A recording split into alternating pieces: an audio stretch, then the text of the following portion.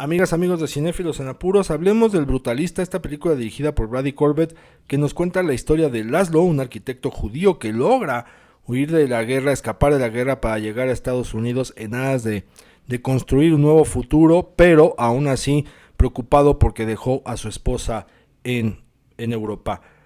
Y pues ya instalado en Estados Unidos, en un momento determinado recibe un encargo muy particular por parte de un millonario, del millonario Van Buren, para que construya algo en especial.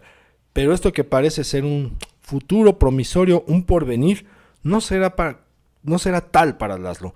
Pero ¿por dónde hablar? ¿Por dónde entrar a la película? Vamos por partes.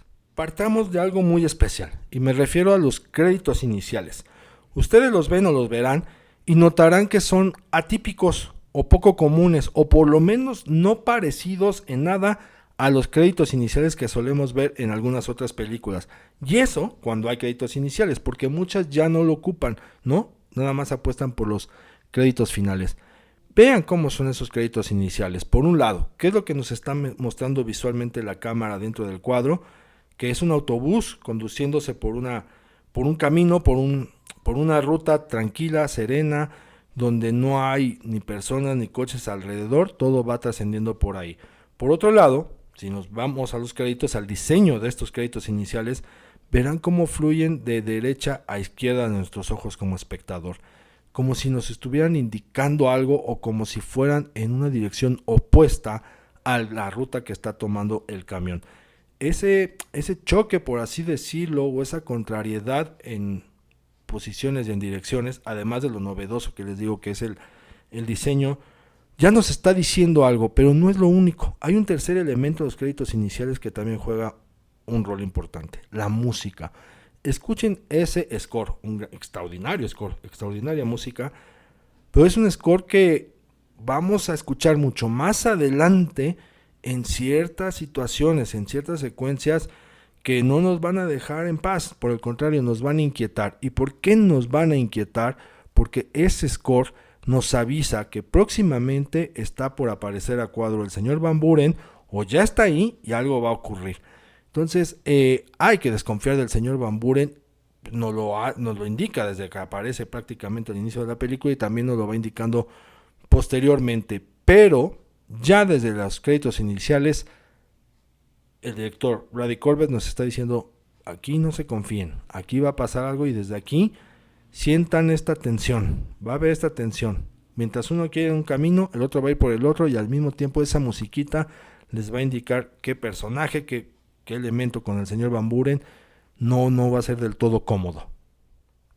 También hay algo muy interesante con relación a lo visual. Desde que Laszlo, vemos al inicio a Laszlo pues moviéndose ahí como en un pequeño callejón, lo vemos llegando después también ya a Norteamérica, ya instalado en Estados Unidos, vemos cómo se encuentra con uno de sus primos, vamos viendo también cómo se sube a un camión, etcétera. Vamos a ver también cómo coincide o conoce a una prostituta. En estos marcos, Laszlo aparece en exteriores, pero no son cualquier exterior. De hecho, no los vamos casi a ver, ¿no? ¿Qué pasa? Que todo el cuadro de la cámara se cierra nada más para ver a Laszlo como si fuera un punto, un ingrediente más en ese mundo exterior, un mundo exterior que él todavía no conoce, donde pues, nos está demostrando, nos está haciendo ver que todavía no comprende cuál es la libertad, como si todavía no hubiera libertad para él. Por el contrario, ¿no? Vamos a ver estos espacios, por muy exteriores que sean, reducidos, sofocantes, como si no hubiera nada más, a pesar de que sabemos que ya hay en el exterior, pues hay una libertad, ¿no? Hay un mundo por conocer o por hacer, pero no para Laszlo, no al menos en ese momento, sino lo vamos a ver ya más adelante, cuando, ya conociendo al señor Van Buren, vamos a notar cómo ya hay otro tipo de exteriores, ya los espacios son más amplios, ya los espacios son más liberados de ciertos elementos, pero aún así no se siente la libertad. Van a ver que siempre hay como algo que está obstaculizando de transitar de Laszlo, como para hacernos notar que pues por muy que esté al aire libre, esa libertad no le corresponde a él, no en ese mundo, no en ese universo, en ese país donde coincide con el señor Van Buren. Por ejemplo, lo vamos a ver caminando sobre una vereda, pero en esa vereda ya hay unos cimientos ahí construyendo que estorban de alguna u otra manera. Vamos a ver que se le va a aparecer un personaje que indigesta, o se le va a aparecer alguien que también le va a reclamar. Entonces no hay como esa libertad tan anhelada para su personaje, y que desde el principio lo estamos viendo de cómo se va abriendo poco a poco para pues ver espacios más amplios, para ver que el exterior sí le corresponde y sí puede habitar en él. Pero a final de cuentas, por mucho que se abra la cámara, por mucho que nos muestre esos espacios abiertos, pues notamos que esa libertad no es tal para él, ¿no? Como que la guerra de alguna u otra forma lo persigue, ¿no? Esos fantasmas lo persiguen para no soltarlo. Vean, ese ejercicio les digo. Mucho se ha hablado sobre la actuación de Adrien Brody, que si merece ganar el Oscar, etcétera. Pero poco se ha comentado acerca de la interpretación de Guy Pearce como el señor Van Buren.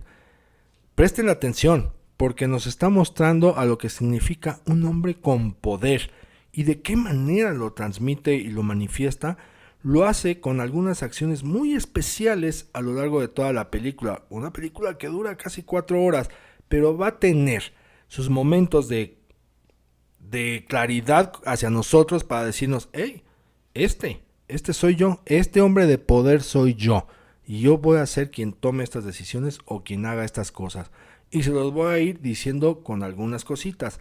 Por ejemplo, van a ver una secuencia en la que él narra cómo es que trató a sus abuelos, o posteriormente cuando le avienta un centavo a Laszlo mientras están comiendo, o ni qué decir cuando obliga o hace que todos los invitados a una fiesta en su casa caminen por el cerro, ¿no? Los hace caminar incluso en época de frío. Y especialmente cuando casi hacia el final de la película van a ver una secuencia que les va a estrujar de algo que hace él, atentando contra Laszlo. Si uno junta y va uniendo las piezas de estos momentos de manifiesta autoridad, de manifiesto poder, de lo que implica ser un millonario y sentirse superior al otro, aunque parezca que no lo está haciendo, porque él tiene una forma de conducirse, de tratar a Laszlo, pero el señor Van Buren, les digo, desde que estamos viendo los créditos iniciales y escuchando esa música, además desde que vemos a Guy Pearce entrando en escena, y cuando vamos empezando a ver todas estas conductas que va teniendo, pues él es la tensión, el eje de la angustia y de la incomodidad en toda la película, y nos obliga a prestarle desconfianza. Es decir, no nos podemos ir con la finta de que este señor va a ser buena onda, ni mucho menos, por muy contenida que sea la interpretación de Guy Pearce en algunas escenas, y eso también habla de su trabajo actoral. Él sabe en qué momento soltar las dosis, y él sabe en qué momento dormirnos, incluso nosotros como espectadores, en el sentido de tranquilos, estoy jugando con ustedes como estoy jugando con Laszlo, como estoy jugando con todo. ¿Por qué? Porque yo sé que sobre mí está la angustia de toda esta historia. Entonces vale la pena también prestarle atención a lo que hace Guy Pearce como el señor Van Buren.